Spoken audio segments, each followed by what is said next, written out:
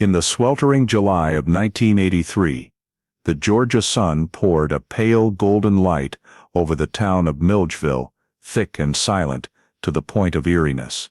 Under the Oconee River bridge, the water meandered lazily, as if holding onto a secret it refused to reveal. When the police siren sounded, the whole town froze. A 8-year-old girl had vanished on her way home. No trace, no witnesses, just a soaked backpack and a pink ribbon caught on the grass. The father said she ran off after being scolded. The woman living with the family swore that everything was normal. But those words, later on, would become the paint covering a kitchen full of shadows. 20 years passed, the house where the tragedy occurred, left abandoned, until a worker discovered an old metal box hidden in the wall. Inside were VHS tapes, a few Polaroid photos, and a handwritten letter trembling. Everything would be easier without it. From that moment, a cold case disappearance suddenly came alive, unleashing a chain of events that shook the entire state of Georgia. When the GBI got involved, layers of past dust were peeled back, tiny bloodstains hidden under paint, women's size 8 shoe prints, an overlooked ambiguous autopsy report, and DFCS files that were sealed incorrectly. Each piece connected to form a painful picture of indifference, fear, and silence. This story is not just a journey of solving a case, it is a mirror reflecting society, where the most trusted people carry dark secrets within, where justice arrives late but never dies. This is the case that changed Milledgeville forever. The case that changed Georgia. Join me in returning to the summer of 1983, where the last candlelight reflected on the Oconee's surface, and the truth, buried for 2 decades, rises to speak for Abigail LaRue. Before diving deep into this shocking true story, let us know where you're watching from.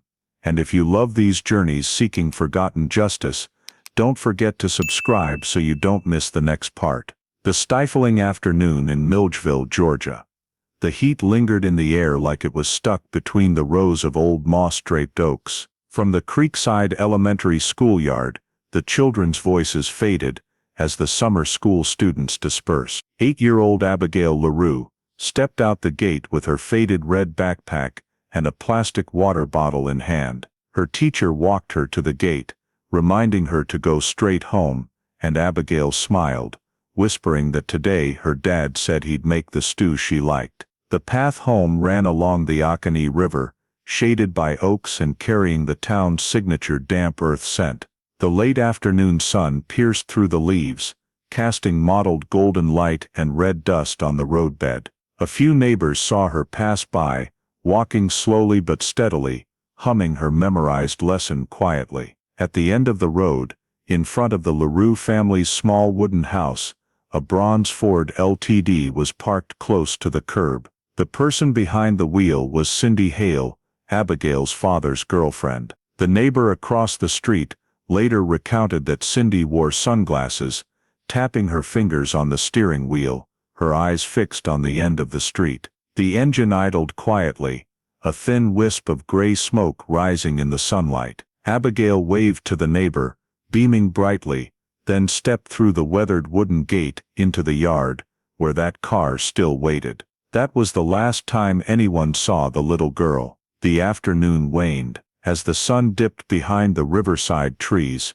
the town sank into a heavy orange-brown hue, the wind still, the cicadas' chirps hoarse. Robert LaRue returned home, his clothes reeking of machine oil, shirt dusted with workshop grime. He called his daughter's name softly, no answer. Inside the house, the dining table still held 2 place settings, the stew plate cold, the water glass bearing a lip mark. The back door ajar, the curtain swaying lightly in the stifling hot breeze. On the floor, one of Abigail's small sandals lay askew under the table. Robert went to the bedroom, the small bed neatly made, teddy bear placed straight, no signs of disturbance. The air was strangely still, only the insects droning outside the porch. He circled the yard, shone a light down the road, gazed toward the distant riverbank, where night was beginning to fall. When he couldn't find her anywhere, Robert turned back, his hand trembling, as he picked up the wall-mounted phone receiver, dialing the sheriff's office, his voice breaking amid rapid breaths.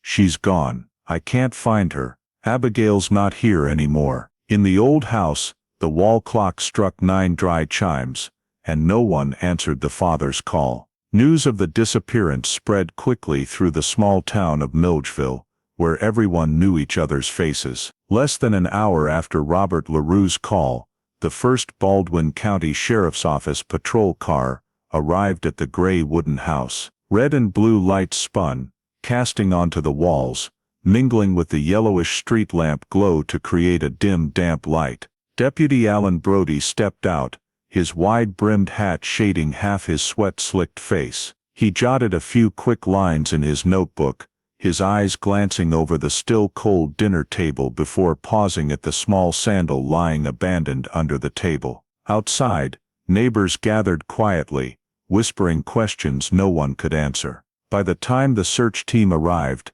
it was fully dark. Flashlights flicked on, beams sweeping through the grass, fences, and the riverbank behind the house. Bloodhounds barked into the night, their echoes bouncing off the Oconee's steaming surface. The air was thick with the scent of mud, damp grass, and sweat. Volunteers in boots waded through the reeds, following small footprints imprinted in the fresh mud along the path behind the house, then vanishing into the open field.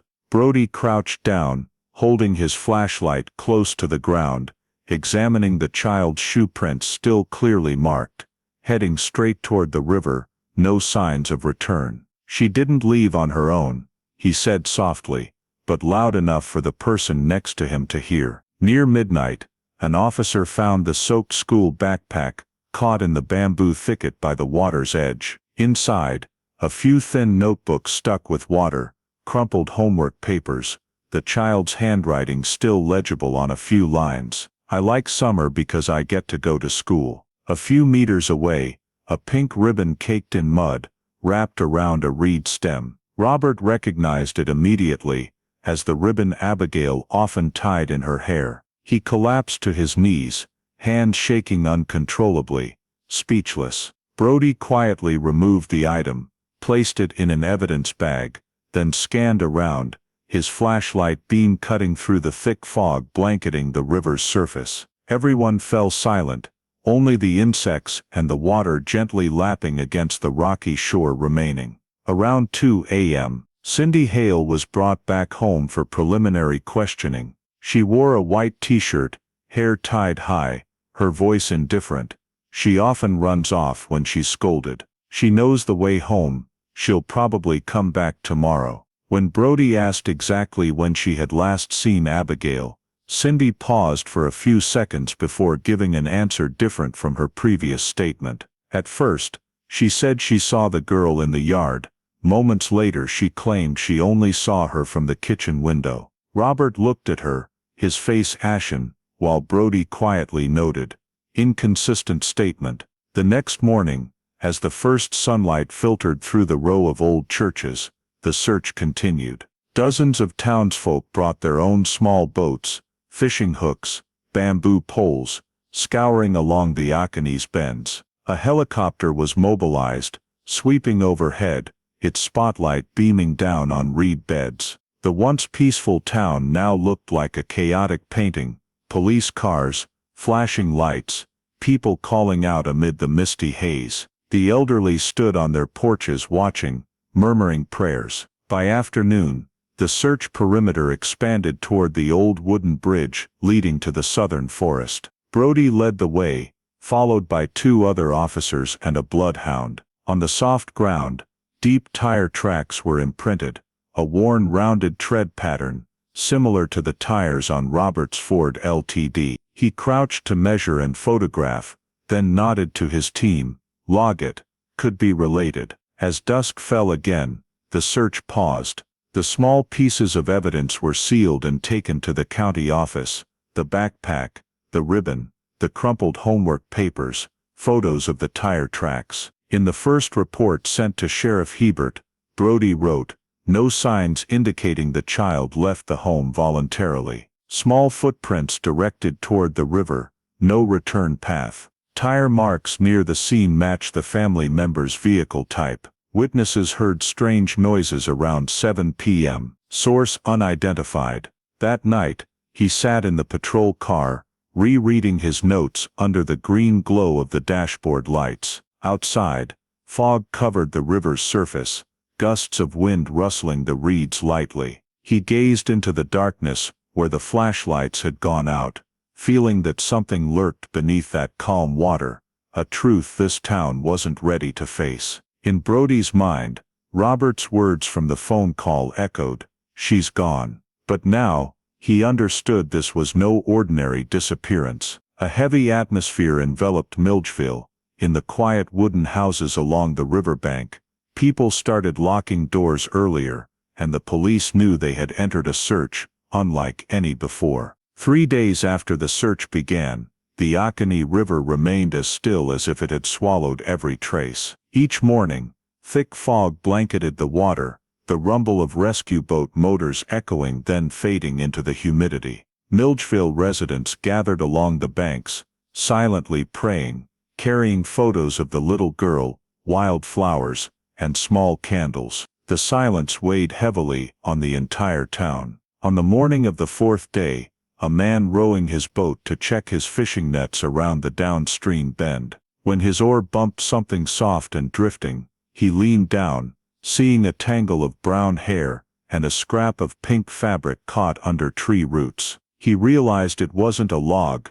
then shouted loudly to those on the nearby shore. The report raced back to the Baldwin County Sheriff's Office. When Deputy Alan Brody arrived, the area was cordoned off. Steam rose white from the river, the scent of mud and algae, mingling with something sweet and acrid. Officers strung tape around the zone, turned on lights, photographing every detail. The small body was caught in the old tree roots, pale floral nightgown, fabric torn at the abdomen, both wrists scratched and bruised, faint rope marks etched in. Morning light filtered through the oaks, reflecting off the pallid skin. No one spoke as Dr. Bernard Dupre, the field coroner, noted quickly, female cadaver, approximately 8 years old, abdominal trauma, multiple old and new bruises. Robert LaRue was brought in for identification. When the white tarp was pulled back, he only looked for a few seconds before collapsing. His voice was hoarse. "That's Abigail." Brody placed a hand on his shoulder, saying nothing. Dr. Dupre nodded faintly, signaling the evidence collection team. The body was removed, while Brody continued combing the bank. On the nearby mud, half a tire track was clearly imprinted, with a worn rounded tread, common for old Ford LTDs. Brody crouched to photograph, then had it cast. A few steps away, the mud was disturbed, as if something heavy had been dragged toward the water. A torn rubber glove lay buried in the grass. He picked it up, bagged it. No children's footprints in the area, only adult ones. In the afternoon, the forensics team found a length of gray rope caught in the reeds, the end holding a few strands of fine brown hair. Brody handed it to the technician for sealing. Everything was damp, mud-caked, but he knew each small piece could form a clearer picture. As late sun poured down, the team packed up the scene, the clear evidence bags neatly stacked under floodlights, glistening with the cold light of truth. Brody stood alone by the riverbank. The Oconee flowed lazily, reflecting a blood-red sunset. He opened his notebook. Victim, Abigail LaRue, 8 years old, found on south bank of Oconee River. Nightgown torn at abdomen, wrist bruises. No signs of struggle. Area shows tire tracks, disturbed soil, possible post-mortem body movement. Back at the sheriff's office, he placed the report before Sheriff Don Hebert. He skimmed it, then looked up, voice heavy. "Now we've got a murder, Alan." Brody just nodded slightly. In his mind, the image of those small scratched muddied hands lingered.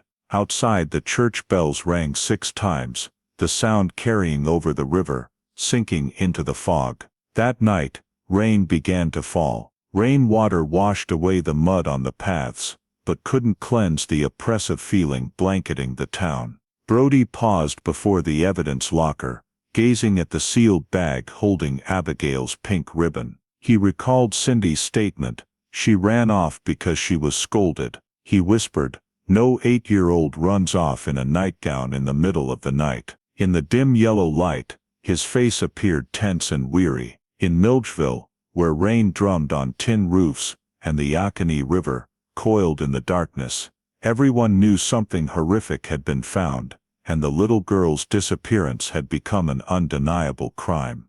The next morning, the vehicle carrying Abigail LaRue's body left Milledgeville, heading toward the Macon County Medical Examiner's office. The sky was thickly overcast, a light rain falling steadily on the roof of the car. In the back compartment, the small body lay still under a white sheet, while Deputy Alan Brody sat up front, his eyes fixed on the rain-streaked window, silent like a guardian for the final remnants of a child. The morgue in Macon was housed in an old red brick building, its walls streaked with the marks of time. Dr. Bernard Dupré, a middle-aged forensic pathologist with graying hair, thick glasses and steady hands, was waiting. The room was cold, the harsh white fluorescent lights casting down on the metal table. He removed the sheet, letting out a soft breath as he saw the tiny body before him, grayish skin, bluish lips, and scattered bruises mottling the arms and legs. "Female, about 8 years old," he murmured, clearly traumatized before death. As he cut through the torn nightgown at the abdomen, the lower rib area revealed a large black bruise, swollen and spreading down to the hip. Dupré carefully noted it and continued the examination. When he opened the abdominal cavity, he discovered a tear in the small intestine and cloudy peritoneal fluid, signs of severe peritonitis. The concentrated damage, not diffuse, indicated a direct, forceful impact. He paused for a long moment, his gaze darkening. "This can't be a simple accident." But turning to his assistant, his voice turned clinical. "Note, cause of death undetermined, possibly from a fall or impact." The equipment in that era's morgue was still rudimentary. They had no impact force simulation software or deep tissue analysis. Dupré could only rely on observation and experience. During the full-body check, he recorded multiple old and new bruises on the back, upper arms, knees, wrists. The varying colors of the injuries suggested they occurred at different times. He lingered on the wrists, faint circular marks, possibly from rope or something rigid wrapped around them. He muttered softly, "If this was a fall, it was multiple falls." But then he fell silent, knowing those observations had no place in the official report. Behind the glass partition, Brody stood watching, hands in his pockets, face tense. The sounds of the scalpel and suction machine hummed steadily. He'd seen many crime scenes, but this one choked him up. As Dupré stitched the incision closed, he asked quietly, "Does the doctor think this was an accident?" Dupré removed his glasses, wiping sweat. "I don't think so, but we can't prove it yet." When finished, he took X-rays of the abdomen, documenting the internal injuries and preserving tissue samples in glass vials filled with fixative solution. He labeled them, "Abigail LaRue, Case 47A, and placed them in the storage room's refrigerator. No one knew that those small vials of tissue would one day become fateful evidence. That afternoon, Dupré sat at the typewriter, drafting the final report. In the conclusion sent to the Baldwin County Sheriff's Office, he wrote, "Female victim, 8 years old, abdominal injury leading to peritonitis, multiple scattered bruises from different times, insufficient basis to determine mechanism of injury, death likely from accident or fall." 4 typewritten pages, ink smudged at the corners. He folded them, slipped them into a brown folder, and marked it Abigail LaRue, pending. When Deputy Brody received the documents back, he flipped through each line in silence. Undetermined, those 2 words snuffed out the last flicker of hope. Late afternoon, Brody drove away from Macon. The rain had stopped, the road glistening with water, the Oconee River shimmering in the sunset. He pulled over on the bridge, staring at the slow-rolling current. Dr. Dupré's words echoed in his mind. Science hasn't caught up to the crime. He knew it wasn't just about equipment, it was a hint at the delays of an entire system. Back at Sheriff Don Hebert's office, Brody placed the file on the desk. The old man read through it, shaking his head. "We can't charge anyone with a report like this. Keep the file open, wait for more evidence." Brody nodded, gathering the papers, his eyes heavy. He added a final line to his work log. "Insufficient criminal basis. Tissue samples stored in Macon." That evening, with the office empty, Brody stayed behind, staring at Abigail LaRue's photo on the desk. Round face, hair tied with a pink ribbon. The file was filed away in a drawer alongside dozens of unsolved cases. The drawer closed with a dry click, sealing a brief and futile phase of the investigation. Outside, a light drizzle fell again on Milledgeville's wooden rooftops, carrying the faint echo of a case everyone thought would soon be forgotten. No one knew that those tissue samples, preserved cold in Macon that day, seemingly meaningless in an ambiguous report, would one day awaken to speak for the little girl who no longer had a voice. 2 days after the autopsy results were sent back to Milledgeville, the Baldwin County Sheriff's Office summoned Cynthia Cindy Hale and Robert LaRue for statements. It was a sweltering morning, the town air still heavy with the scent of old rain and dampness. The small interrogation room had pale yellow walls, a ceiling fan turning lazily overhead. On the table sat the Abigail LaRue file, case 47 and A, between 2 untouched glasses of water. Deputy Alan Brody set up the tape recorder, glancing at the door before calling in the first person. Cindy Hale appeared in a white blouse, hair pulled back high, her expression calm. As the recorder started, Brody asked gently, "Can you recount the evening Abigail went missing?" She nodded, her voice even. "I was just teaching her to obey. She spilled milk, then talked back. I scolded her, she cried, ran outside. I thought she'd come back, but when I went to the kitchen, she was gone." Brody leaned in. "Did you look for her?" Cindy shrugged. "No, she threw tantrums often. I didn't want to indulge her." He looked at her, noting the answer, then asked for specifics on the time. She said around 7. But the initial statement had before dinner. When he pointed it out, she just smiled. "Write it however you want. I don't remember every minute." Brody placed the photo of the pink ribbon found by the riverbank on the table. Cindy's eyes flickered slightly, then went indifferent. "She tied her hair with that. It could have fallen off." When asked about her relationship with Abigail, she replied slowly, "I cared for her more than her own mother, but the girl was ungrateful, lied a lot, did things her way." Her voice was dry, showing no emotion. Brody took careful notes, underlining changing statement twice. When it was Robert LaRue's turn, the room's atmosphere shifted entirely. He sat hunched, hands clasped tightly, eyes evasive. Brody asked, "When did you last see your daughter?" Robert replied softly, "She went to the yard, said to water the plants. I was in the garage. When I came back, she was gone." Brody asked, "Did you hear arguing between Cindy and the girl?" "I'm not sure. The door was closed. I just heard them talking about something." He nodded, flipping the file. "Miss Hale said the girl was scolded and ran off. Do you agree with that?" Robert swallowed hard, his voice barely above a whisper, as if afraid someone might hear. "She gets hot-tempered, but I didn't think it was that bad." Brody stared at him for a long time. "Dr. Dupre said there were multiple old bruises on the body. Did you know about them?" Robert bowed his head. "She fell a lot. In the yard, in the house. Specifically where, I don't remember." The vagueness in his voice sent a chill down Brody's spine. He pressed further, but every answer ended with "I don't remember." When the interrogation ended, Brody turned off the recorder and gathered the file. He knew they were hiding something, but there was no physical evidence to press charges. The autopsy report was vague, the scene washed away by rain, and the only witness was a father too cowardly to tell the truth. In his internal notes, he wrote Cindy Hale calm, statement changes on timing, Robert LaRue, contradictory, signs of fear, no specific evidence, insufficient criminal basis. That afternoon, Sheriff Don Hebert reviewed the transcript. He folded the papers, his voice low, "Nothing to charge them with. We have to let them go." Brody sat still, feeling the past 3 weeks' efforts fall into a void. You know,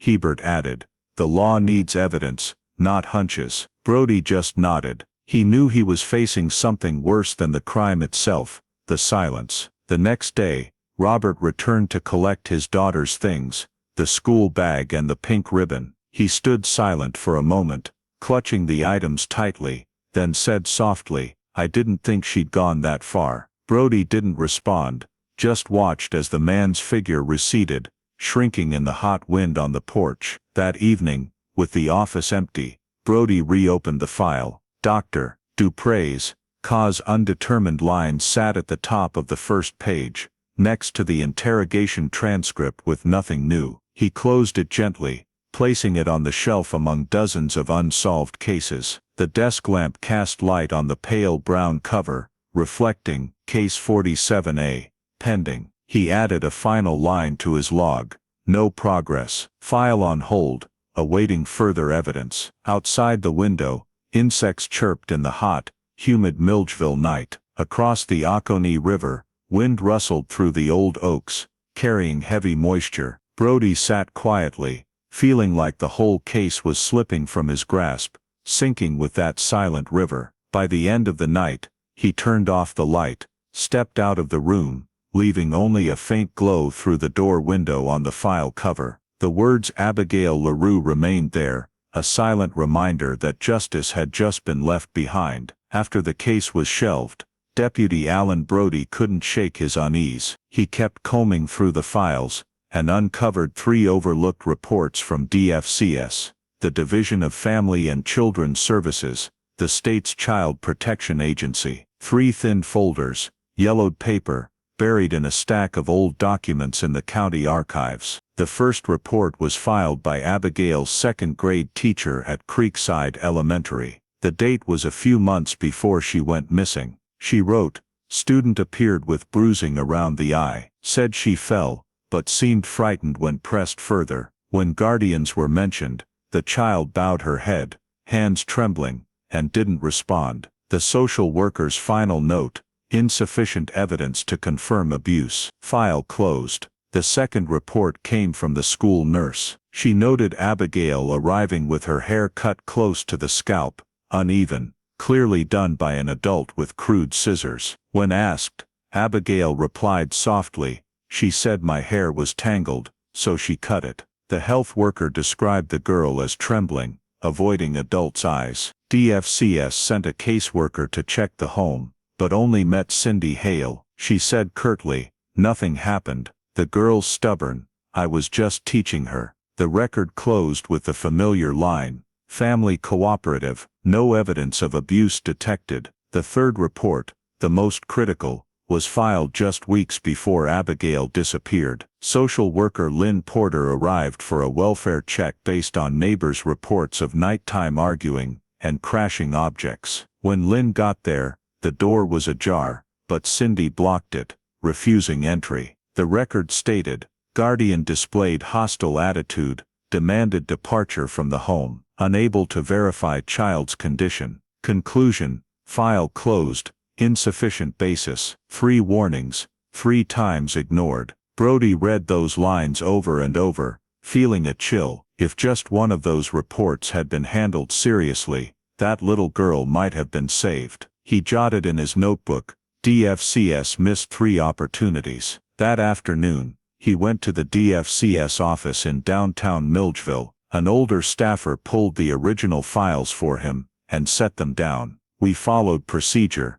she said, her voice weary. Brody asked, why not reopen with repeated red flags? The woman fell silent. The file passed through 3 hands, she replied. Each thought the previous one had done their part. He closed the folder, finding that answer worse than admitting fault. Driving back through the old LaRue family neighborhood, the late afternoon light fell on the faded porches. Brody pulled over on the dirt road, where grass grew through the fence. In the quiet, he thought of the teacher's words in the first report. The child was scared when Cindy's name was mentioned. Reading it now, that line felt like a buried cry for help in a drawer. That evening, Brody added to his internal memo 3 DFCS files related to Abigail LaRue, all closed for lack of evidence. Social worker once denied access, no follow-up oversight. Signs of systemic failure to heed warnings. He tucked the new note into the thick file. On the desk,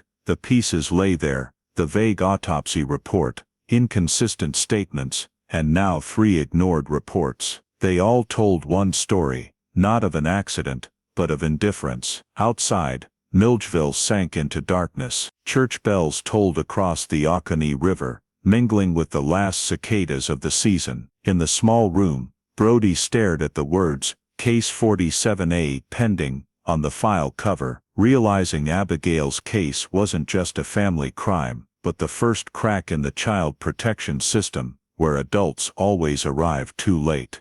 When the final notes from Deputy Alan Brody were added to the file, the Abigail LaRue case had almost nowhere left to go. No physical evidence, no confession, no witnesses. The forensic report stated cause undetermined. The DFCS file ended with insufficient basis. Everything was just scattered scraps of paper, disjointed and meaningless in court.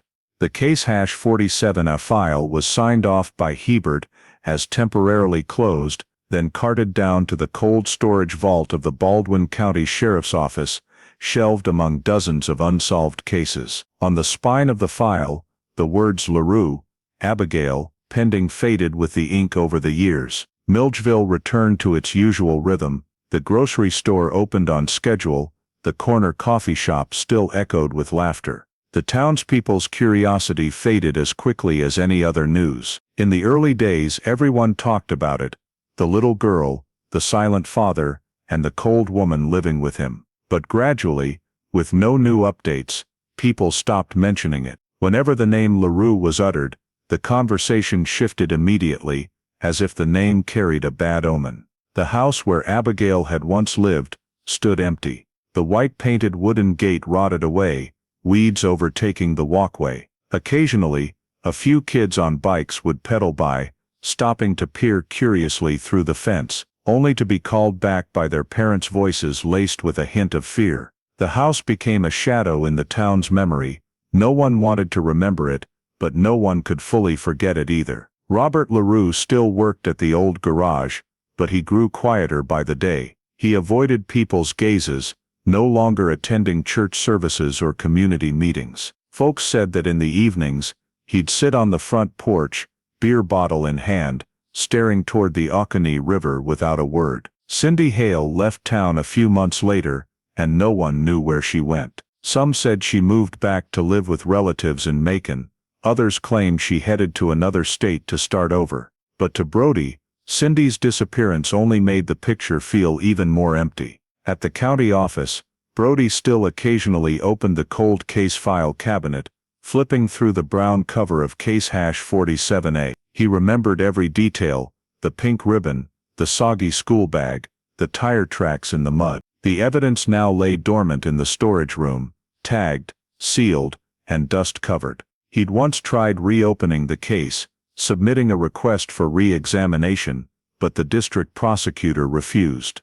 No new evidence, no review. It all felt sealed shut under a thick layer of ice, cold, slick, unbreakable. Time passed. Newcomers knew nothing of the case. The old-timers avoided mentioning it. Abigail's name no longer appeared in the local paper, just a few lines in yellowed old newsletters at the library. Body of 8-year-old girl found along Oconee River, cause undetermined. No photo, no follow-up, just a few dry sentences, like a weather report. Sometimes, at the end of a shift, Brody would drive across the Oconee Bridge, where the little girl's body had been found. Streetlights reflected off the flat water, fireflies drifting slowly over the grass. He'd pull over, lean on the railing, and watch the river flow. In his mind, Dr. Dupre's old words still echoed: science hasn't caught up to the crime yet. But now, Brody believed the problem wasn't just science,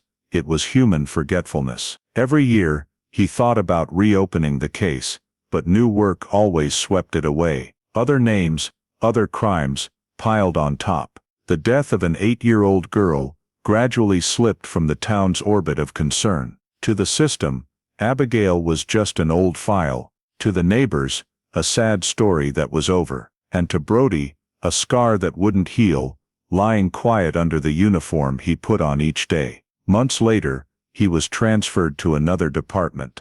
On his last day at the office, Brody stopped by the cold storage one final time. He opened the cabinet, scanned the neatly stacked file covers, then paused at the LaRue, Abigail folder. He touched the spine, dust rising lightly, then gently closed the drawer. Outside, church bells tolled across the river, steady as a prayer for things long forgotten. When the cold storage door clicked shut, the light inside snapped off. In that silence, case #47A, Abigail LaRue, officially went to sleep, slipping from the memory of the entire Milledgeville community, where sometimes, forgetting is easier than facing the truth head-on. Nearly 20 years after the case #47A Abigail LaRue file was forgotten in the cold storage vault of the Baldwin County Sheriff's Office, the old LaRue family home, on the outskirts of Milledgeville, was bought by a young couple to renovate.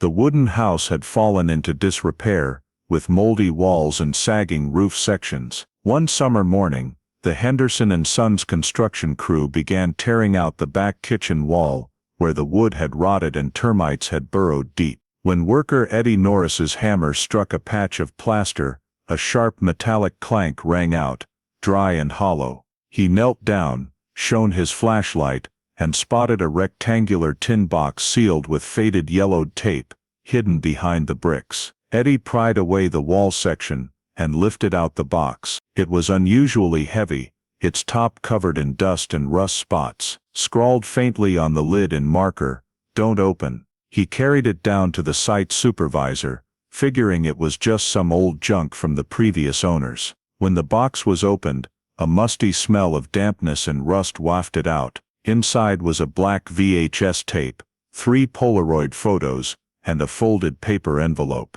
The paper inside had yellowed, the handwriting scrawled, "Everything would be easier without it." The homeowners panicked and immediately called the Milledgeville Police Department. When the cops read the address, one of them realized this had once been the LaRue family home, the site of the case of the 8-year-old girl found dead by the Oconee River, all those years ago. The neighborhood had sat vacant for years after that, changing hands a few times before fading into oblivion. The police sealed the entire find and forwarded it to the Georgia Bureau of Investigation (GBI) for review. At GBI headquarters in Atlanta, Detective Marcus LeBlanc, head of the cold case unit, got the tip. 65 years old with silver hair, he was known for never overlooking a detail. When he heard the report of a VHS tape tied to an unsolved child case, he immediately requested the evidence be rushed up.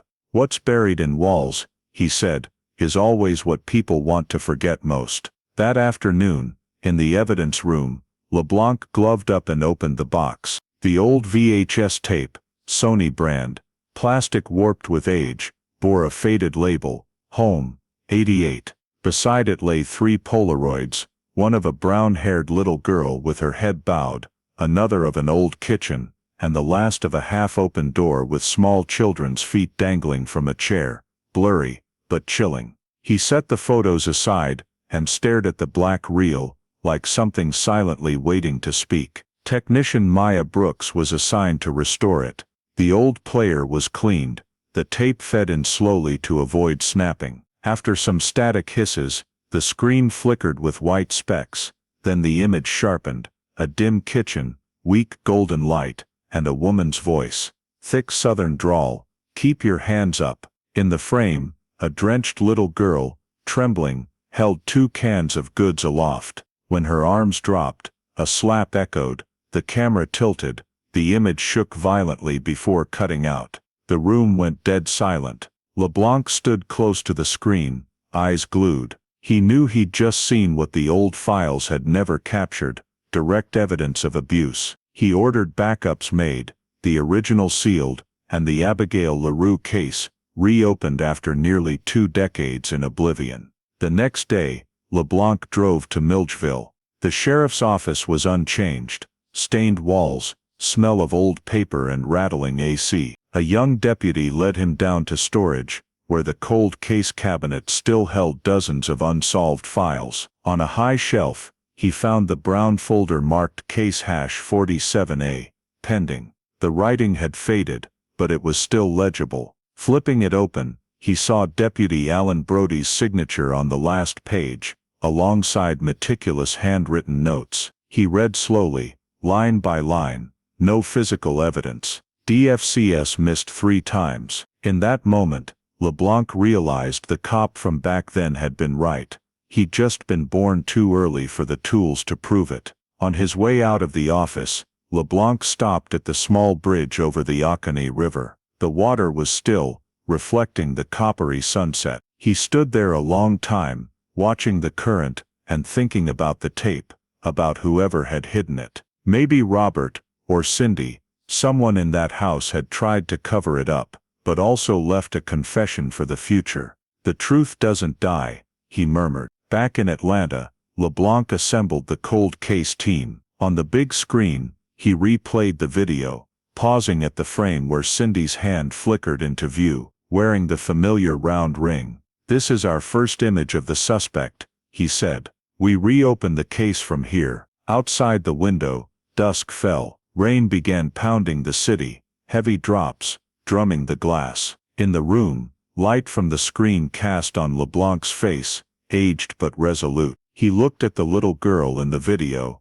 and understood that Abigail LaRue had finally spoken, in the one language liars couldn't edit: images. The tape hidden in the wall for all those years had been found, and with it, a case thought dead was slowly coming back to life. The next morning, the VHS tape was moved to the Georgia Bureau of Investigation's Forensic Tech Lab in Atlanta. The small room glowed with dim blue light from the screens, reflecting off the walls. Technician Maya Brooks, an imaging expert, Eli Warren carefully placed the old tape on the restoration machine. As the motor whirred, a faint burnt plastic smell spread, the brittle tape hissing softly. On the screen, white and black static streaks flashed, then the first image emerged: a dated kitchen, weak yellow lamplight, cracked tile floor, and stained walls. Detective Marcus LeBlanc stood behind them, arms crossed, gaze intense. The footage jittered slightly, then steadied on a corner of the room. In the center frame was a little brown-haired girl in a soaked nightgown, face swollen and pale. Her arms were outstretched, each hand clutching a can of goods. From off-frame, a woman's voice barked, raspy, thick, authoritative, "Keep 'em up." The distinctive southern twang made the whole room go still. No doubt about it, that was Cindy Hale. Abigail trembled, breaths coming in hitches. When her arms sagged, the shout came again, "I said keep 'em up." The woman's shadow entered the frame, just a glimpse of shoulder and blonde hair pulled back tight. A hand swung in, the sharp crack of a slap rang out. The camera jolted, the image tilted. Abigail crumpled, the cans clattering across the tile, then the screen went black with static. The tech room fell silent. Maya stopped the machine, murmuring, "We need to extract the audio, sharpen the frames." LeBlanc nodded. "Every second here is evidence," he replied hoarsely. They rewound, crawling through frame by frame. With the lighting adjusted, LeBlanc spotted a glint of silver at the edge, a reflection off the round ring Cindy used to wear. "She filmed it herself," he said. "Set the camera on the kitchen counter." The audio was filtered clean of noise. After the slap came a dry, short, cold laugh. Maya glanced at LeBlanc, her face paling. "This wasn't impulsive," he said gravely. "It was deliberate abuse." He ordered recovery of the overwritten sections. After hours of processing, the screen revealed a few more blurry seconds. Abigail on her knees on the floor, the woman's voice softening, almost mocking. "Say you're sorry." "I'm sorry." Louder, "I'm sorry." Then laughter, and the tape cut. LeBlanc leaned back against the table, eyes squeezed shut. He knew he was witnessing a pattern of systematic torment, not a one-off punishment, but a repeated habit. "She recorded it to hold on to control," he said, like proof she could do it without anyone stopping her. Maya pulled the data to a secondary screen. The tape specs showed it was recorded on a Sony CCD-V8 camcorder, produced late 1980s, matching the case timeline. The tape wasn't spliced, meaning it had been stored carefully, undamaged by time. Someone wanted it found, Eli noted. LeBlanc didn't reply, just stared at the home 88 label, then turned to draft the report. Footage depicts ongoing child abuse, with intentional and recorded elements for retention. Female voice matches Cindy Hale's vocal profile. Victim aligns with Abigail LaRue description. That afternoon, LeBlanc sent the tape to the audio forensics unit for voice matching. When the prelim results confirmed a 97% match to Cindy's voice from the old interrogation files, he knew it was a breakthrough. He ordered 3 backups, one for the prosecutor, one for the file, one for safekeeping. The tape was resealed, red-labeled, Exhibit 1, LaRue case recovered evidence. As he left the room, he paused at the glass door, watching the rain lash the street below. In his mind, the old note's words echoed, everything would be easier without it. Easier, what did that mean? Without Abigail, or without the evidence? LeBlanc clenched his fist. Nothing's easy for you anymore, Cindy, he whispered. Inside the room, the blue screen glow still flickered, casting light on the black tape lying still in its metal box. It had slept for 20 years, and now that short laugh, the sound thought buried in the wall, had become living proof. LeBlanc knew this was just the beginning, but he also understood that once the tape was brought to light, Milledgeville's shadows would never be silent again.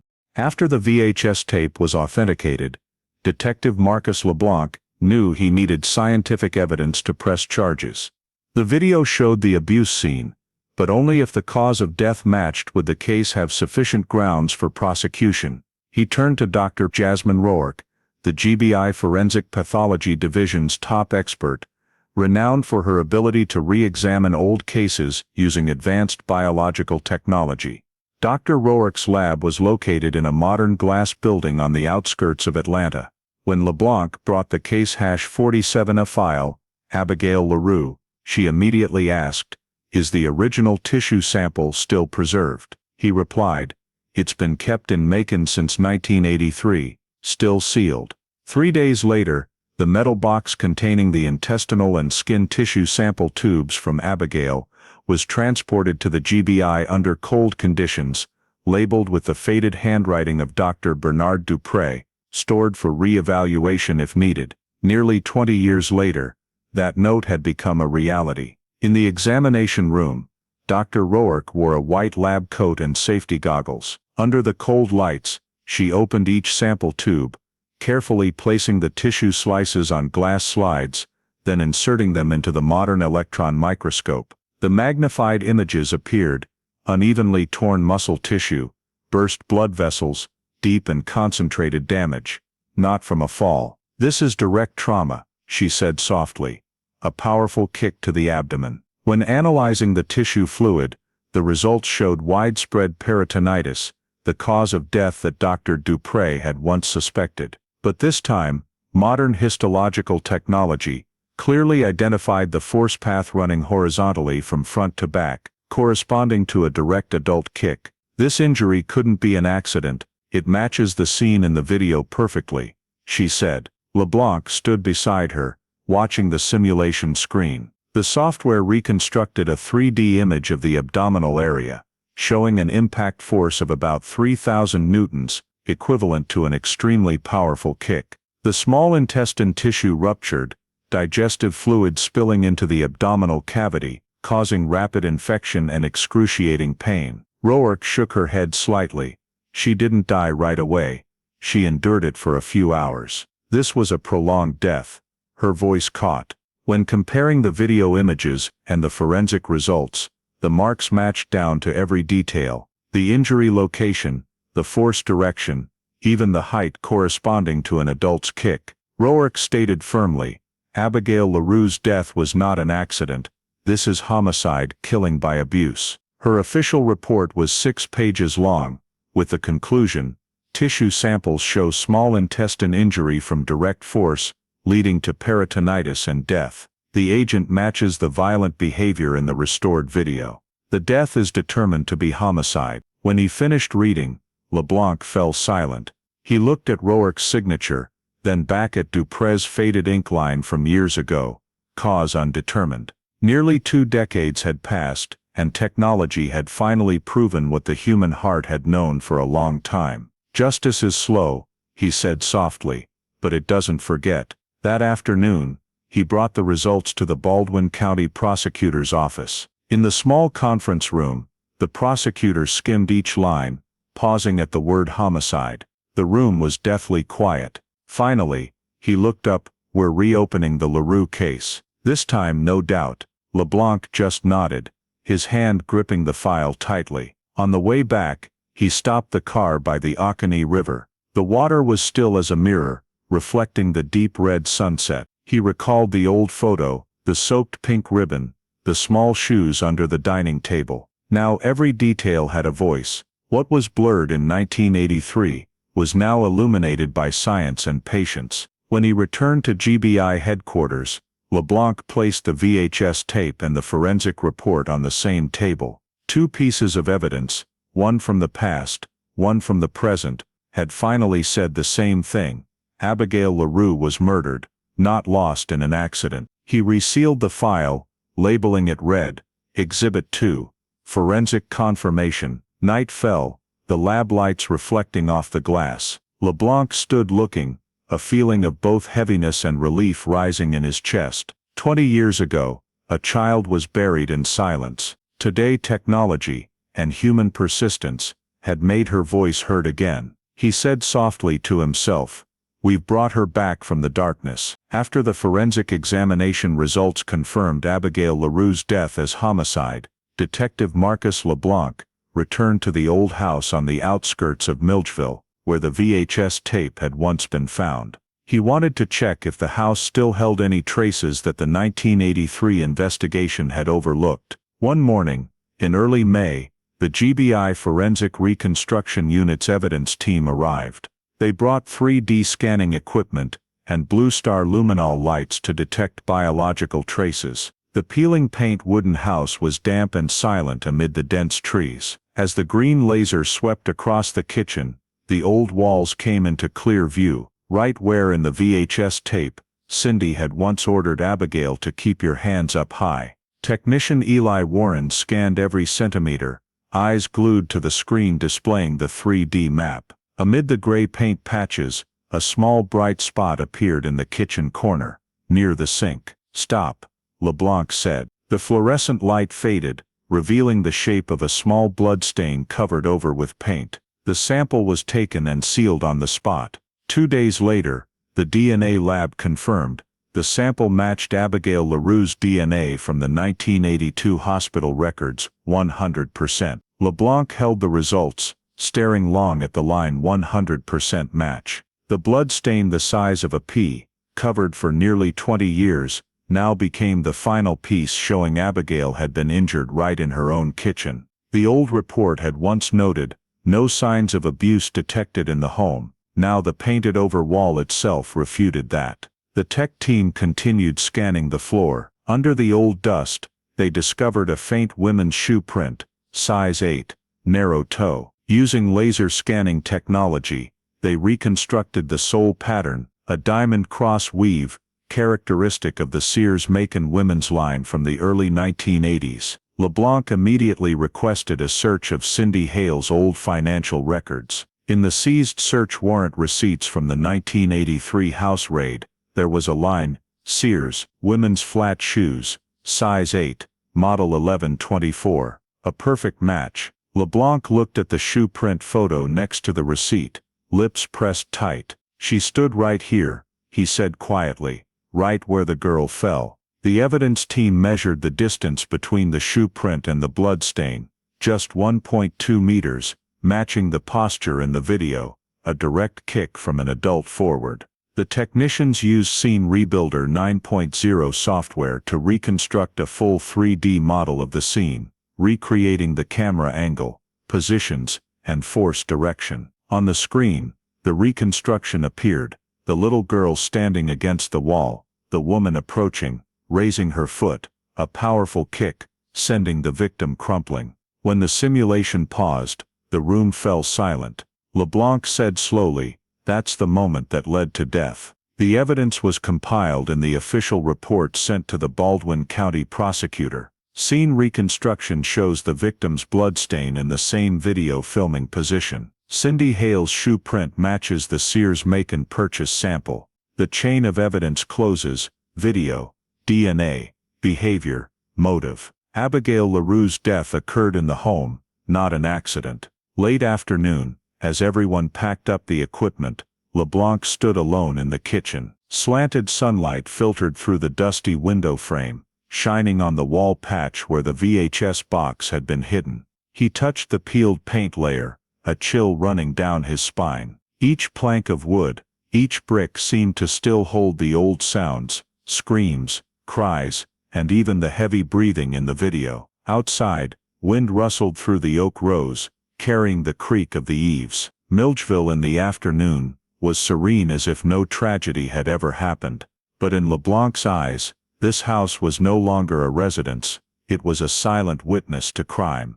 When he returned to the GBI office, he placed the 3D scan next to the VHS tape and Dr. Jasmine Rourke's forensic report. The final pieces were now seamless. The video recorded the behavior, DNA confirmed the victim, the shoe print identified the perpetrator, and the motive was control and punishment. The complete chain of evidence, airtight. He sealed all the documents, labeling them red. Exhibit 3, Scene Reconstruction, complete. The lab light reflected off the steel table, illuminating the bold printed lines: homicide, closed circle. That night, LeBlanc drove across the Oconee River. The river water was still as a mirror, reflecting faint stars. He stopped the car, gazing into the darkness, his heart heavy but calmer than ever. 20 years of silence had ended. Abigail LaRue, the little girl once forgotten, finally had the truth on her side.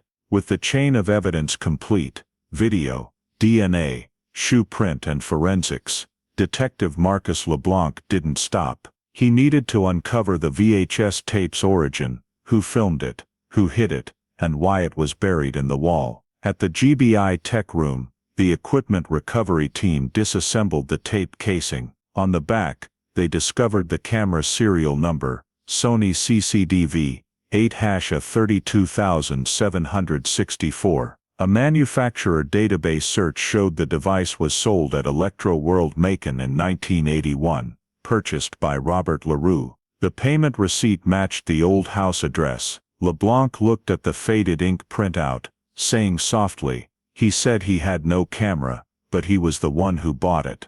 The remaining question was who held the camera, who gave the orders, who hid the tape.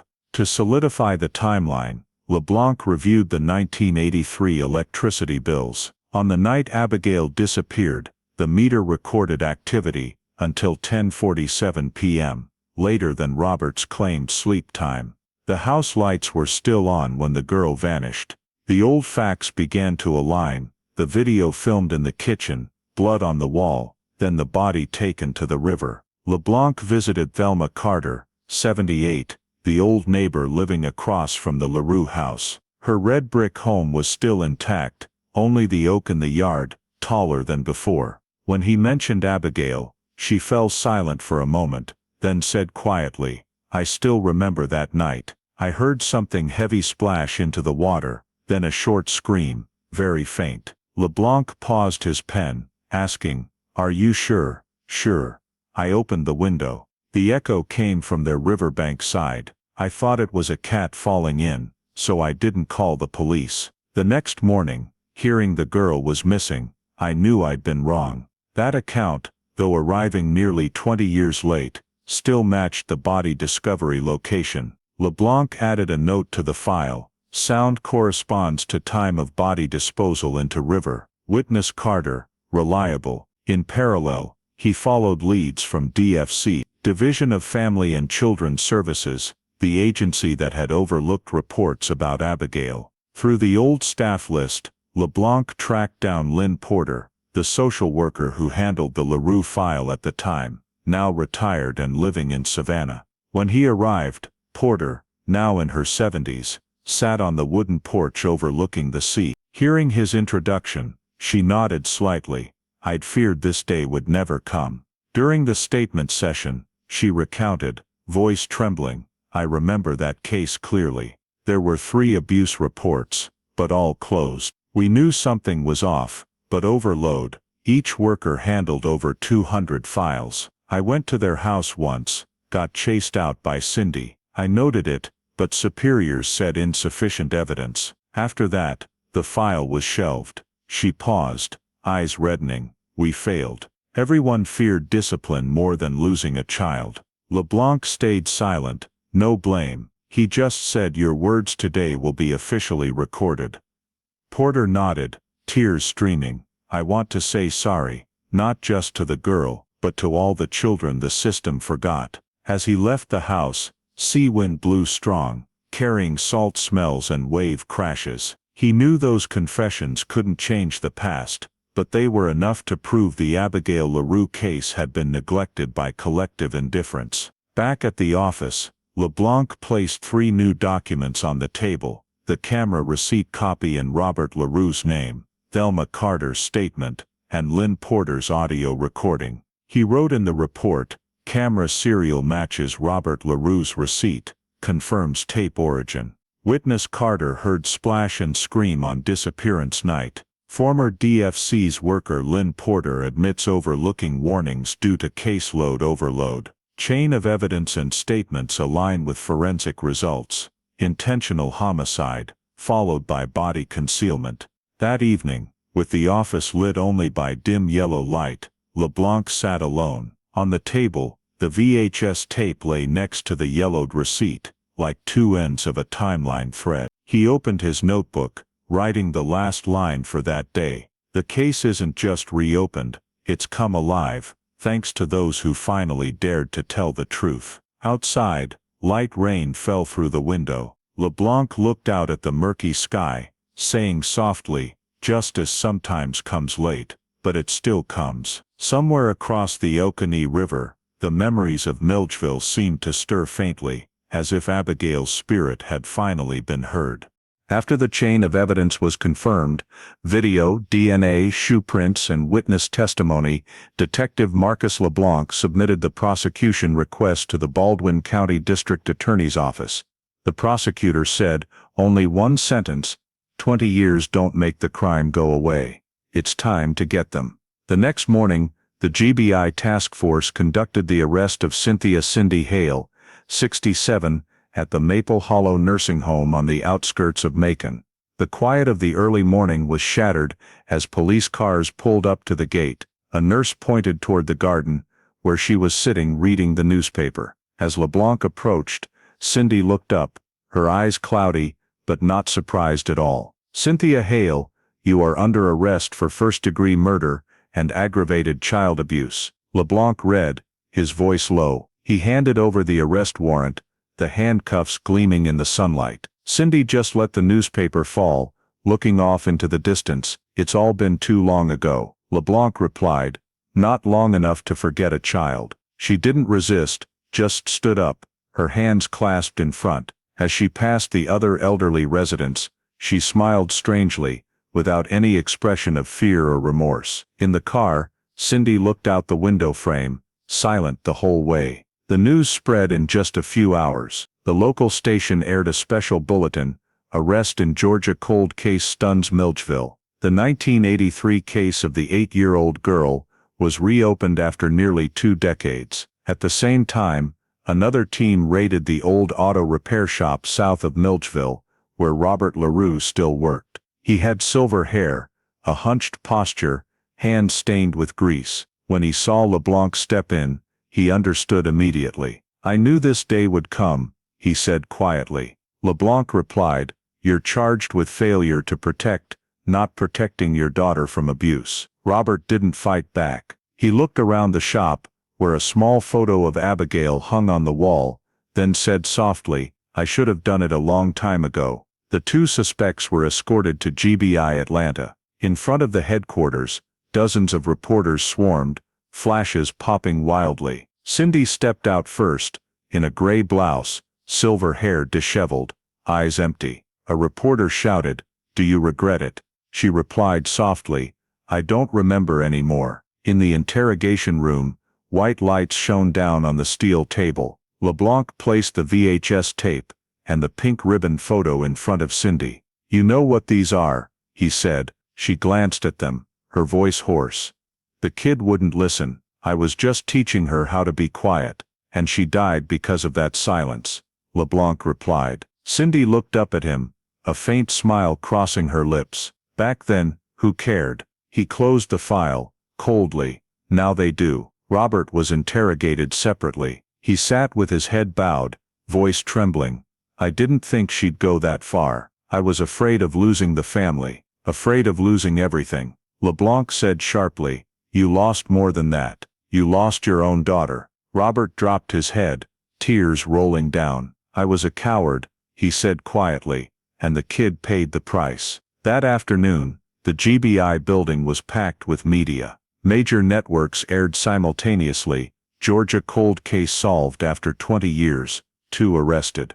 Milledgeville residents were stunned. In front of the old LaRue house, people placed flowers and pink ribbons, like a belated farewell. A neighbor said through tears, "That day we were silent. Now we can't be anymore." That evening, LeBlanc stood alone in his office. On the desk was the VHS tape, the camcorder receipt, and the file stamped, "State of Georgia versus Cynthia Hale and Robert LaRue, 2025. He looked at the red letters, "Case reopened, prosecution pending," his heart heavy. From his pocket, he pulled out a copy of the old letter found in the wall. Everything would be easier without it. He read it again, then said quietly, "No, Cindy, it's because of it that the truth exists." Outside, rain drizzled through the window. LeBlanc looked down at the street, lights reflecting on the glass like streaks of memory. 20 years had passed, and the town of Milledgeville finally heard the voice of a child whose childhood had been stolen, and this time, no one could ignore it anymore. 2 weeks after the arrests, the Abigail LaRue file was transferred to the Baldwin County District Attorney's Office. District Attorney Eleanor Dupree, known for her no-mercy stance in child abuse cases, took it on personally. When she saw the file nearly half an inch thick, she said, "Only 20 years don't devalue justice. Now it's time for that child to speak." In the conference room, Detective Marcus LeBlanc and the GBI Cold Case Unit presented the entire chain of evidence. On the screen, 4 strands of evidence were connected: VHS intentional act, DNA crime scene, shoe print perpetrator, handwritten letter motive. First was the VHS tape, the image of a soaked, trembling Abigail, holding up 2 cans, the shout, "Hold it high," echoing, then the slap cracking. LeBlanc said, "This wasn't a momentary outburst, but systematic abuse. The camcorder was set up, fixed, intentional, controlled. No one in the room said a word." Next was the DNA results found under the paint in the kitchen, blood traces matching Abigail. This confirms that the place where the video was filmed was also where the child suffered the fatal injury, LeBlanc explained. Finally, he presented the handwritten letter found with the tape. Everything would be easier without it. To Dupree, this was evidence of motive to eliminate the child, and calculated act, not random. "Those words," she said, "are an unconscious confession, and the clearest condemnation." In addition, Dr. Jasmine Rourke's report confirmed that Abigail's abdominal wound was from a direct kick tearing the small intestine, perfectly matching the actions on the tape. When forensics video and testimony all align, Dupree concluded, "We have a murder proven by science." That afternoon, the prosecution and investigation teams met in closed session to reconstruct the case timeline, from the ignored DFCS report to the night Abigail died, and the body being dumped in the river. Each detail was tagged with evidence codes: video, DNA, handwritten letter, witness testimony, camcorder receipt. When everything fit together, Dupree nodded, "The chain of evidence is airtight, no room for assumptions." The next morning, she filed the formal indictment with Baldwin County Court. It stated clearly, Cynthia Hale, charged with murder in the first degree and aggravated child cruelty. Robert LaRue, charged with failure to protect a minor and accessory to murder. At the noon press conference, Dupree appeared before the cameras. "We have video showing intentional conduct," she said. "We have DNA proving the crime scene. We have a handwritten letter stating the motive. And now we have the duty to bring these people to justice." When asked about the statute of limitations, she replied curtly, "There is no statute for murder." In the GBI office, LeBlanc watched on the screen. He smiled faintly when he heard justice has no expiration date. 20 years ago, he had been powerless when the file was closed. Now the very system that had failed was correcting itself. Late afternoon, Dupree signed the no-bail detention order for Cindy Hale. She knew this case would draw statewide media, but to her, it was a trial of conscience. In an internal memo, she wrote, "We are not just speaking for Abigail LaRue, but for all the children who were once forgotten." Night fell, and LeBlanc received a copy of the indictment. He placed it next to the VHS tape and the photo of Abigail in the pink ribbon.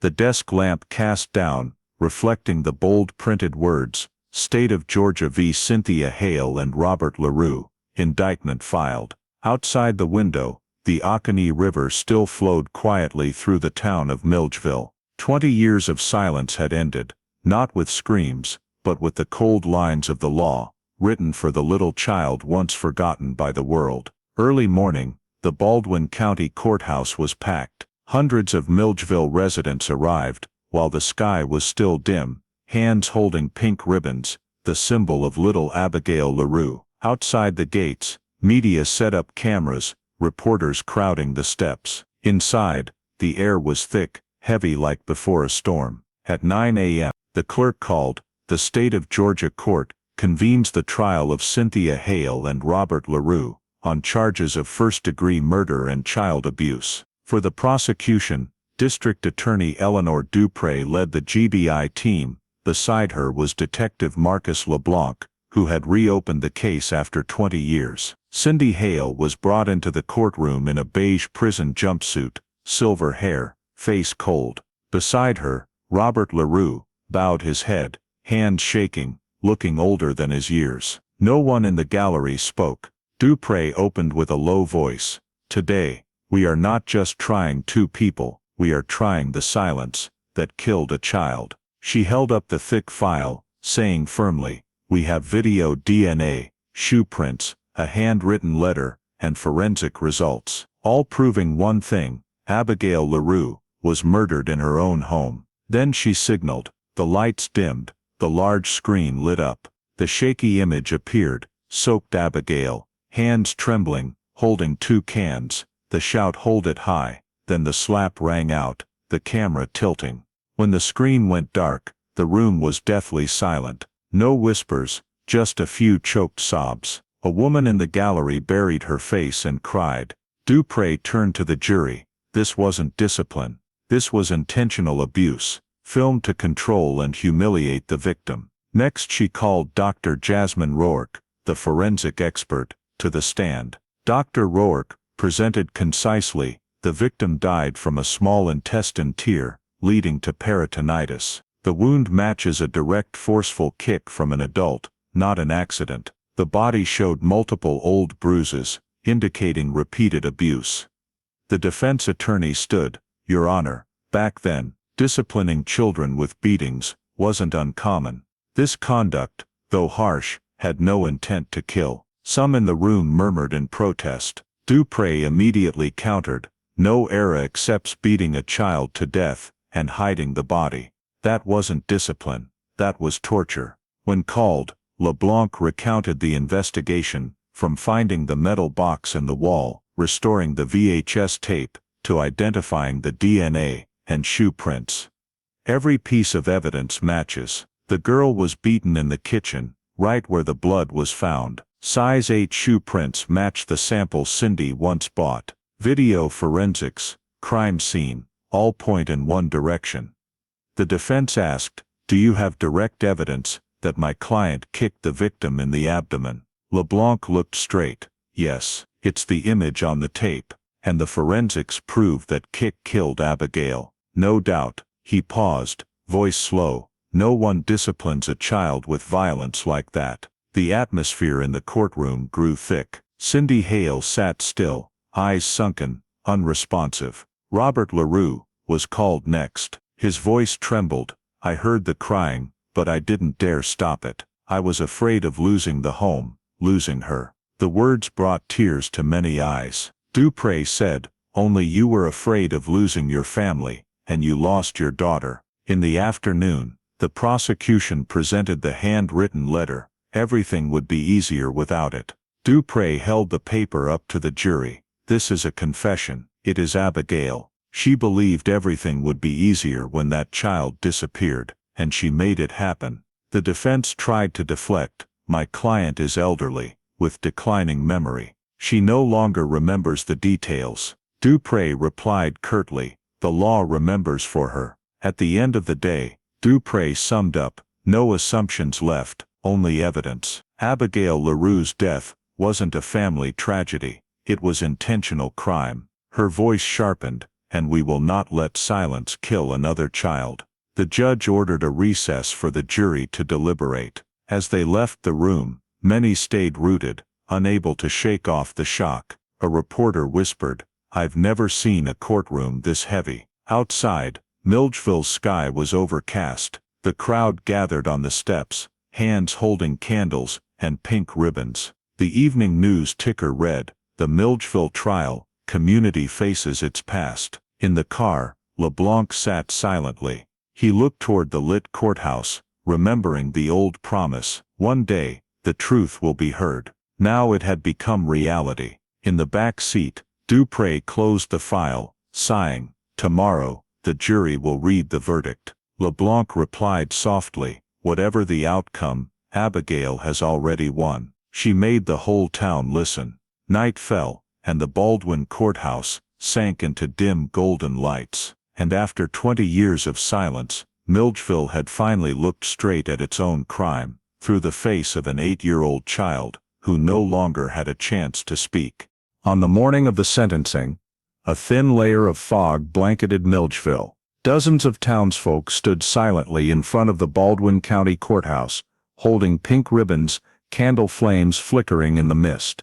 Inside, the courtroom was packed tight, no empty seats left. Everyone was tense, waiting for the moment the town had awaited for over 20 years. Cynthia Hale was led in first, her face expressionless, her gaze distant. Robert LaRue followed, looking gaunt, his hands trembling, lips pressed tight. At the prosecution table, District Attorney Eleanor Dupree neatly arranged her files, next to Detective Marcus LeBlanc, who stood silent, hands clasped across his chest. At 9:35 a.m., the jury room door opened. The foreman, a middle-aged man in a brown jacket, stepped to the podium, holding the verdict sheet that trembled slightly. No one spoke, no one breathed heavily, only the sound of paper turning remained. In the case of State of Georgia v. Cynthia Hale, the jury unanimously concludes, guilty on all counts. The dry scratch of a pen signing echoed, a small wave of sound rippled through the room, soft sobs, sighs, someone whispering. Finally, the foreman continued reading. In the case of State of Georgia v. Robert LaRue, the jury concludes, guilty of failure to protect a minor. Cindy Hale showed no reaction. She sat still, eyes straight ahead, shoulders shrugging slightly, as if she had anticipated it. Robert LaRue bowed his head, tears falling onto his cuffed hands. Judge Michael Brandt adjusted his glasses, his voice stern. Cynthia Hale, you took the life of an 8-year-old child, the child you were supposed to care for. There are no words left to justify. The court sentences you to life imprisonment without parole. Then he turned. Robert LaRue, you stayed silent when your daughter cried for help. You failed in a father's most sacred duty. The court sentences you to 12 years in prison for failure to protect a minor. No one clapped. The entire room sank into silence. Dupree bowed her head, whispering softly, justice served. LeBlanc clenched his fists, but in his heart there was no satisfaction, only a sense of emptiness. As police escorted the defendants out of the room, flashes from the media lit up. A reporter shouted, "Cindy, do you have anything to say?" She paused for half a second, lips pursed. "I have nothing left to say." Then she walked away, the clank of handcuffs rattling on the tile floor. Robert LaRue followed, his gaze lost. Before vanishing behind the door, he turned back to look at Abigail's photo on the evidence table. His lips moved as if to say something, but no sound came. Outside, Dupré and LeBlanc stepped into the crowd of reporters. Dupré made a brief statement. "Today justice has been served, but we don't forget that Abigail LaRue waited for this voice for 20 years. The price of silence is one life, and that lesson, Milledgeville will not forget." LeBlanc stood back, watching the crowd hold up the little girl's photo, candles burning brightly. He heard someone say softly, "Now the kid can rest in peace," but in his heart, he knew some memories cannot sleep. In the afternoon, the statewide TV news ran a large headline, "Guilty verdict in Georgia cold case, justice for Abigail LaRue." In front of the old house where the case began, townsfolk brought flowers to lay. A small sign staked on the porch, "For Abigail, we remember." Pink petals fell onto the brick path, drifting with the gentle breeze. In the GBI office, LeBlanc closed the thick file, labeled in red on the cover, "Case hash 47A, closed." He placed it next to the VHS tape,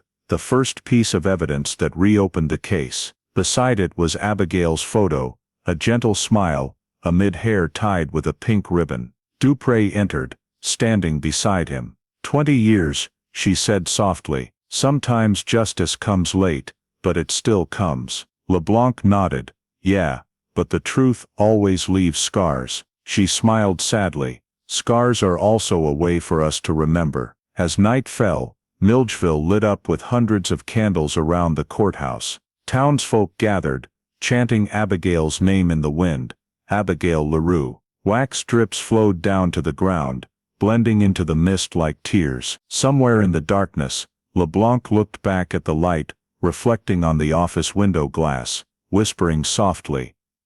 The kid has finally heard her voice. Justice had closed, but the memories remained, seeping through every street, every gaze, as a reminder that the truth may sleep, but it never disappears. 1 month after the verdict, the Georgia Bureau of Investigation (GBI) released a 184-page internal investigation report, summarizing the entire Abigail LaRue case, and highlighting the chain of failures that left the 8-year-old child unprotected. The press conference was held at GBI headquarters in Atlanta, attended by prosecutors, police and statewide media. The GBI director opened briefly, "Justice for Abigail isn't just in the sentence, it's also in facing our mistakes head-on." Then he placed the thick document on the podium, each page marked with glaring red text, "Systemic failure." The first section of the report targeted the Division of Family and Children's Services, DFCS, the state's child protection agency. GBI determined DFCS had missed at least 3 serious abuse indicators before Abigail's death. In 1981, the teacher reported bruises around Abigail's eyes, and her fearful demeanor when hearing Cindy's name, but the file was closed due to lack of evidence. In 1982, a social worker was chased away by Cindy Hale, with no follow-up check as required. Early 1983, a neighbor reported nighttime screams, but the review was canceled due to staff shortage. The report stated, DFCS had information, had warnings, but took no action. This indifference turned family violence into normalcy. Another note was colder. If any one of the 3 files had been handled properly, Abigail LaRue might have lived. The second section revisited the initial forensic errors. Dr. Bernard Dupré's 1983 report only noted, cause of death undetermined, possibly due to fall or impact. GBI deemed this conclusion too vague, lacking inference, leading to the case being closed early. Using modern technology, Dr. Jasmine Rourke's team re-examined tissue samples and proved Abigail's lower abdominal injury could only have been from a direct kick, absolutely not an accident. In the appendix, 3D simulation images clearly illustrated the impact trajectory and extent of damage. The third section pointed out errors in crime scene evidence collection. GBI confirmed that Milledgeville police, at the time, did not seal the kitchen, did not collect DNA samples, and did not create full photographic records. As a result, Abigail's blood was painted over,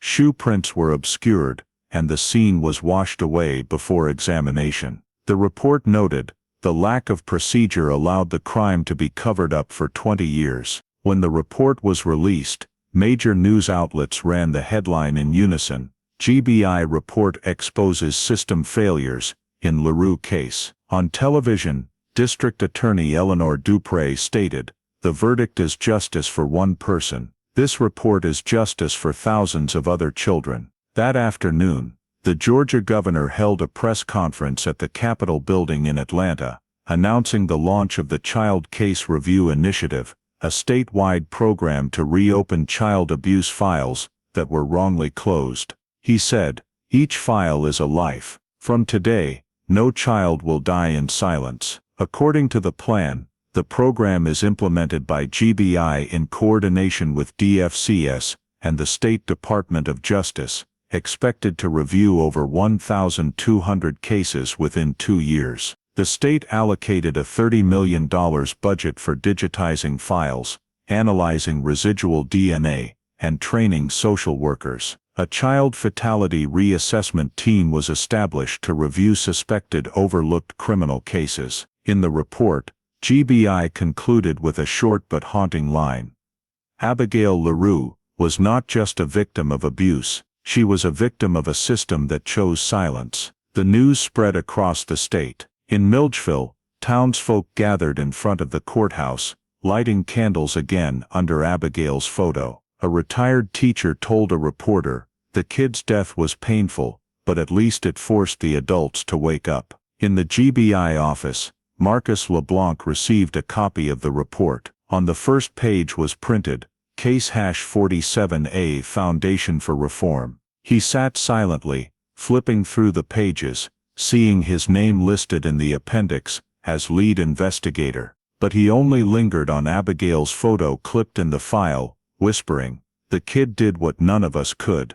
She made the whole system change. That evening, the news program aired images of pink ribbons fluttering in front of the courthouse, below the text, Child Case Review Initiative, the legacy of Abigail LaRue. The candlelight still burned in the wind, reflecting on the faces of Milledgeville's people, not silent as before, but looking back at the past with wide-open eyes. In the darkness, LeBlanc stood by the office window, watching the lights fade away. He knew justice had been served, but peace had not yet come. A part of this town's memory will remain forever, as a reminder that every truth, no matter how buried, will eventually be found. 1 week after the GBI released the systemic report, the town of Milledgeville was immersed in a quiet but awakened sadness. On Saturday night, townsfolk gathered by the Oconee River bridge, where Abigail LaRue's body was found 20 years ago, for a candlelight vigil. Over 300 people stood along the riverbank,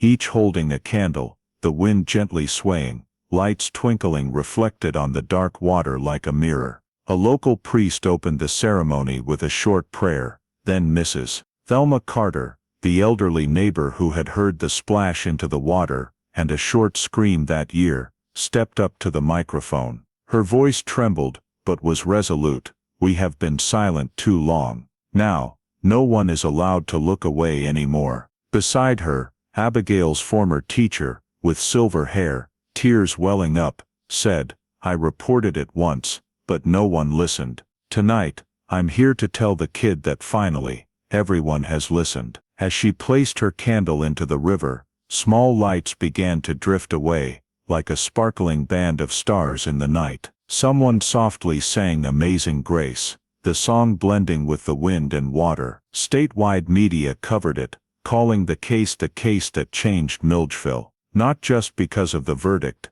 but for what it awakened, schools in the county began offering training classes for teachers to recognize abuse signs. DFCS launched a reform campaign. A new hotline was announced, Project Abigail, the number boldly printed on every flyer in Georgia. If you hear, if you see, don't stay silent. If you hear, if you see, don't stay silent. In the first week alone, the hotline received over 500 calls. A DFCS spokesperson said on TV, Project Abigail is not just a project, it's a promise that no child will be forgotten again. In the town center, a small memorial wall was erected near the public library. The bronze plaque engraved, in memory of Abigail LaRue, her silence changed a city. That late afternoon, Detective Marcus LeBlanc drove to the Oconee Bridge. The ceremony had ended, only a few flickering candles left by the water's edge. He stood silently, looking at the river's rippling light, the spot that had been the scene he read about in files for 2 years. The wind blew cool, carrying the familiar scent of mud and water vapor. He bent down, picked up a half-burned candle, and placed it back near the bridge edge. The flame reflected in his eyes, trembling but persistent. 20 years, he whispered, and finally, the kid has been heard. A young reporter approached, asking softly, "Do you have any words for the end of this case?" LeBlanc looked out at the quietly flowing water under the bridge. His voice was low, deliberate. The river kept her secret. The truth set her free. The river kept her secret. The truth set her free. The reporter fell silent, only noting down the words, which later became the headline of an article that spread across America. As night fell, Milledgeville's sky was covered in deep blue, but along the Oconee bank, hundreds of small candles still drifted lazily, casting faint light on people's faces. No more fear, only compassion and determination. Justice for Abigail LaRue had been served, but what remained was not an end, but a different beginning, where painful past was transformed into action. Across the river, the candles gradually went out, leaving only a small glow reflecting on the water, faint, cold, but enduring like memory. And in that final light, Milledgeville understood, silence once killed a child, but courage can save an entire generation. The story of Abigail LaRue reminds us that in the United States today, justice is not just in the courtroom, but begins with the small decisions of each adult when seeing signs of danger around them. In this case, 3 DFCS warnings were overlooked. The teacher reported bruises and fear upon hearing Cindy's name. Neighbor Thelma heard the splash into the water and a short scream. But hesitation and overload caused everything to sink like the Oconee kept her secret. The practical lesson is, if you are a teacher, coach, neighbor, healthcare worker, document, take photos as per regulations, specify time, location, and report immediately. 911, or the state's Child Protection Hotline. Don't fear being a nuisance, because a specific report can be the key link, like the VHS tape, blood under paint, or size 8 shoe print in the story. If you are a parent or caregiver, don't let discipline become the language of violence. U.S. law does not allow teaching through injurious actions. Dr. Roark proved the direct kick led to a torn small intestine, not an accident. From the community side, turn memorials into action. Participate in abuse recognition training, at schools, churches, community centers. Keep hotline numbers handy, like DFCS's Project Abigail in Georgia. Each state has its own. Encourage local agencies to review old files following the Child Case Review Initiative model. And if you are in the system, social services, police, medical, treat lack of evidence as a starting point to dig deeper with technology and interagency. Don't let it be the reason to close files. As LeBlanc said, the truth set her free. Today, the truth begins with us not staying silent. Thank you for following the story of Abigail LaRue, a reminder that justice only exists when we don't stay silent. Subscribe to the channel to join me in continuing to explore cold cases that have awakened entire communities. See you in the next video.